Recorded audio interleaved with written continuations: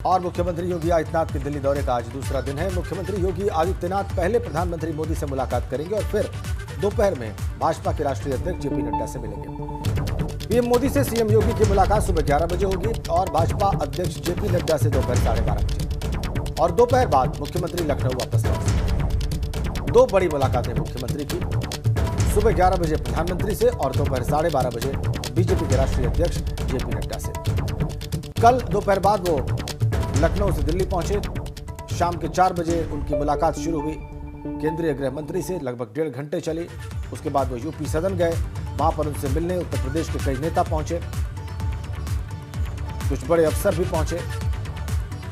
आज उनकी प्रधानमंत्री से मुलाकात है सुबह 11 बजे और उसके बाद दोपहर 12:30 बजे बीजेपी के राष्ट्रीय अध्यक्ष जेपी नड्डा से।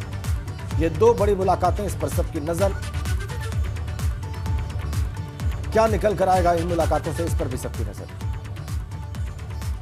आने वाली राजनीतिक चुनौतियां निश्चित रूप से चर्चा का विषय कल भी थी और आज भी होंगी।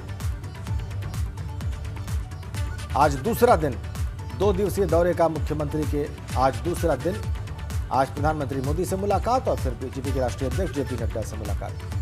तो जो 3 शीर्ष नेता हैं बीजेपी के, उनमें से एक से मुलाकात कल संपन्न हो गई, आज 2 से मुलाकात हुई। और इस पूरे घटनाक्रम पर नजर बनाए हुए हमारे 2 सहयोगी हमारे साथ जुड़ रहे हैं। लखनऊ से शैलेश अरोड़ा और दिल्ली में जो घटनाक्रम चल रहा है उस पर नजर बनी हुई अविनाश तिवारी की। सबसे पहले अविनाश के पास आपको लिए चलते हैं। अविनाश, सुबह 11 बजे प्रधानमंत्री मोदी से मुलाकात सीएम योगी की होने जा रही है। वैसे तो 2 शीर्ष नेता मिल रहे हैं, कयास और अंदाजे हर बार फेल ही होते हैं, लेकिन फिर भी अमित शाह से मुलाकात हुई। कहा यह गया कि चुनाव को लेकर चर्चा हुई, छोटे दलों का जो सहयोग या जो उनकी नाराजगी थी उसे लेकर सहमति बने, इस पर चर्चा हुई। तो आज पीएम से किस तरह की बातचीत हो सकती है?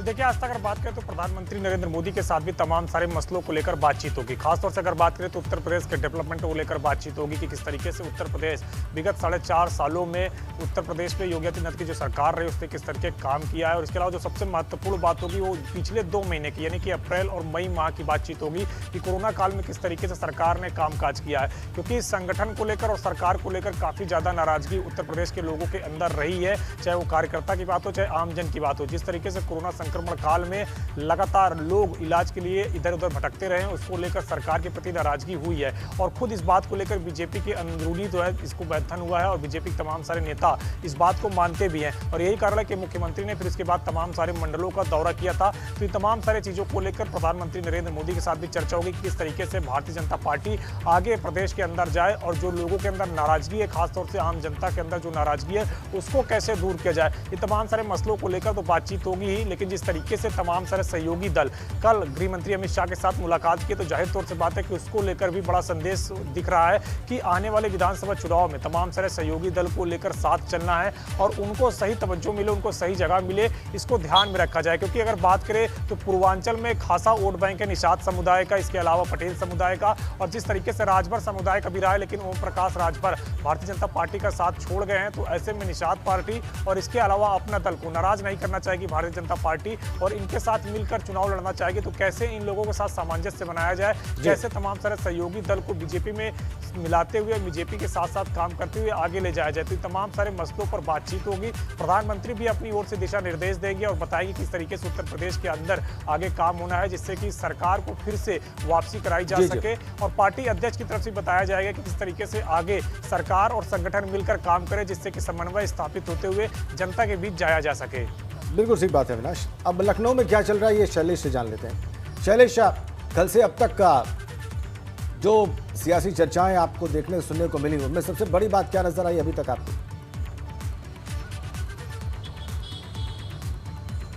राजेंद्र, देखिए इस समय एक तरफ जहां भाजपा के लोग इस चीज़ पर मंथन कर रहे हैं कि आगे अगर मंत्रिमंडल में कुछ छेड़छाड़ होती है तो किस तरह की होगी, क्या सिर्फ नए चेहरे शामिल होंगे क्योंकि कुछ पद खाली है, या फिर जो पहले से लोग मंत्रिमंडल में हैं उनमें भी किसी को हटाया जा सकता है। इस पर एक तो देखिए निगाह। दूसरा, जो निगम बोर्ड की बात की जा रही है, उनके जो अध्यक्ष पद है उस पर भर्ती को लेकर निगाह टिकी हुई है भाजपा के कार्यकर्ताओं की, क्योंकि अब कुछ ही वक्त बाकी रह गया है। 4.5 साल से कई 4.25 साल से कई ऐसे निगम और बोर्ड हैं जिनके पद खाली है।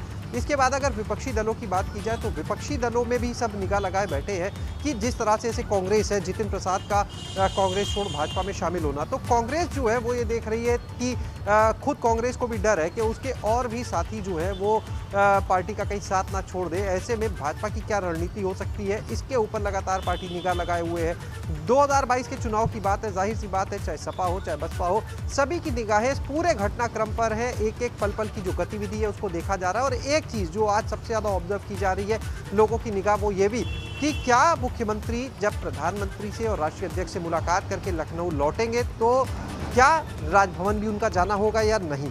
अगर मुख्यमंत्री का यहाँ आने के बाद राजभवन जाना होता है तो उसके भी कई मायने होंगे। और यही वजह है कि सभी की निगाहें टिकी हुई हैं कि क्या मुख्यमंत्री जब लखनऊ लौटते हैं तो उसके बाद राज्यपाल से मुलाकात के लिए जाते हैं या नहीं जाते हैं, आगे क्या होगा। क्योंकि 2 दिन पहले भी एक चर्चा सामने आई थी कि मुख्यमंत्री जो है वो राज्यपाल से मिलने के लिए जा रहे हैं, हालांकि वो मुलाकात नहीं हुई थी।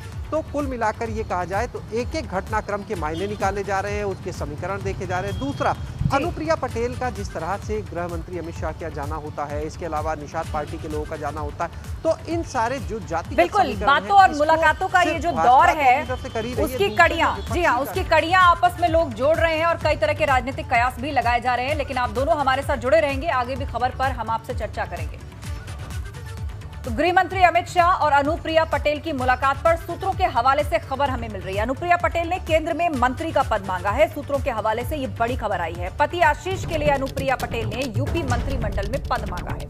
5 जिलों में जिला पंचायत अध्यक्ष को समर्थन देने की मांग की है। बीजेपी की सहयोगी अपना दल एस की प्रमुख है अनुप्रिया पटेल। कल ही अमित शाह से उन्होंने मुलाकात की। सीएम योगी भी इस मुलाकात में मौजूद थे। 1 घंटे चली इस मुलाकात में कई बातें अनुप्रिया पटेल ने रखी हैं। हाल ही में यूपी की बात की जाए तो कई सहयोगी दल नाराज चल रहे हैं, अपना दल भी उनमें से एक है। और आने वाले चुनाव को देखकर उस इंजीनियरिंग को मजबूत करने की कवायद पार्टी के भीतर है। तो अनुप्रिया पटेल ने देखिए किस तरह की मांगे रखी है। खुद के लिए केंद्र में मंत्री का पद मांगा है और अपने पति आशीष के लिए यूपी मंत्रिमंडल में पद की मांग की है।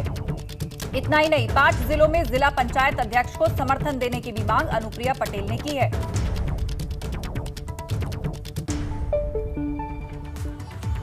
और अपने 2 दिनों के दिल्ली दौरे के पहले दिन सीएम योगी ने गृह मंत्री अमित शाह से मुलाकात की।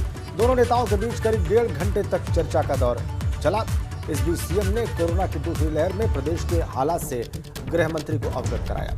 साथ साथ तीसरी लहर से निपटने के लिए की जा रही तैयारियों की भी जानकारी दी और साथ ही दूसरी लहर के दौरान प्रदेश में किए जा रहे वैक्सीनेशन अभियान के बारे में भी उन्हें ब्रीफ किया। कयास लगाया जा रहा है कि इस दौरान उत्तर प्रदेश में होने वाले जिला पंचायत अध्यक्ष चुनाव पर भी चर्चा हुई।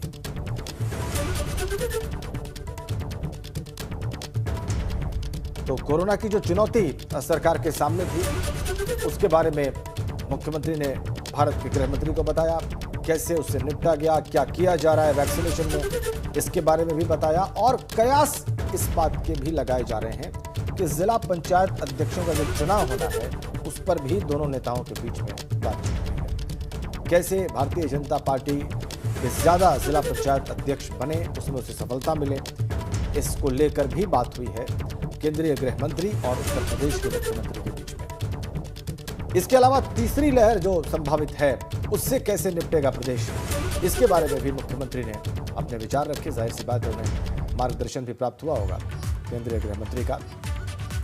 यह तस्वीर उस वक्त की जब उन्होंने मुलाकात की। किताब भेंट की मुख्यमंत्री योगी आदित्यनाथ ने केंद्रीय गृह मंत्री को।